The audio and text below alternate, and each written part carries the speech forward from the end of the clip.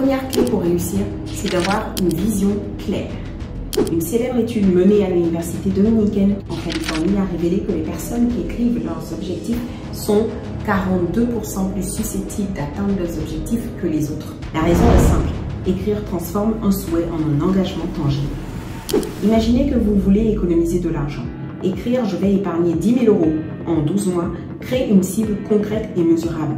Concrètement, à un vague « Je veux économiser plus ». Donc une étude réalisée par Gaël Matthews à l'université dominicaine en 2007 avec plus de 267 individus a révélé que ceux qui écrivaient leurs objectifs avaient un taux de réussite 42% supérieur à ceux qui n'en avaient pas ou ceux qui écrivaient que dans leur esprit. L'acte d'écriture engage le cerveau à associer les objectifs à une forte intention.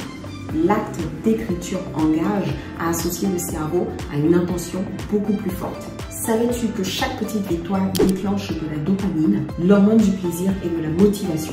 Donc une étude publiée dans la revue Neuron explique que notre cerveau est programmé pour rechercher ce sentiment de récompense, ce qui renforce notre engagement. Si vous voulez courir un marathon, commencez par courir 5 minutes. Chaque petite victoire va vous pousser à aller plus loin, va vous pousser en fait à rechercher, à toujours aller plus loin.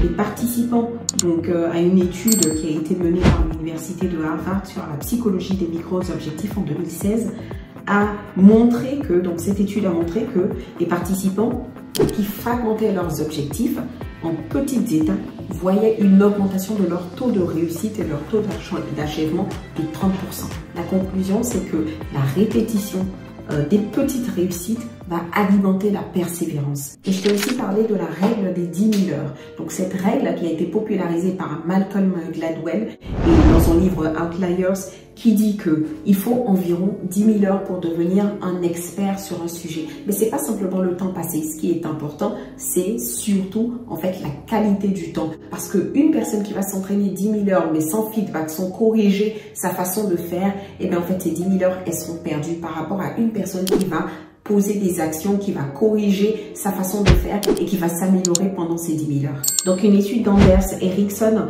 publiée en 1993 et qui a été faite sur des violonistes a révélé que les musiciens d'élite pratiquaient en moyenne 10 000 heures de manière délibérée avec des feedbacks constants. Et donc ce n'est pas que le temps, mais la qualité de l'effort qui détermine l'excellence. L'environnement est un acteur clé de la réussite. L'environnement détermine vraiment la réussite. Selon James Clear, auteur de Atomic Habits, 90% de votre environnement joue un rôle très important dans votre réussite. Et donc en fait, il faut s'entourer des personnes qui partagent les mêmes ambitions et limiter les distractions. Créer par exemple un espace de travail qui soit dédié ou rejoindre un groupe de personnes motivées peut transformer les habitudes. La motivation va te pousser à commencer, mais c'est la discipline qui va te permettre de continuer et persévérer et atteindre tes résultats. Une étude de Stanford montre que les personnes disciplinées sont 30% plus productives que celles qui dépendent de la motivation. Et donc, il faut établir des routines inébranlables. Par exemple, lire 20 pages par jour. Et ça va vous permettre de pouvoir atteindre plus facilement vos objectifs. Maintenant, tu sais tout sur toutes les études scientifiques qui vont te permettre d'atteindre tes objectifs. Il n'y a plus qu'à passer à l'action. Dis-moi en commentaire vraiment la première action que tu vas mener, le premier pas que tu vas faire. Pose-le en commentaire.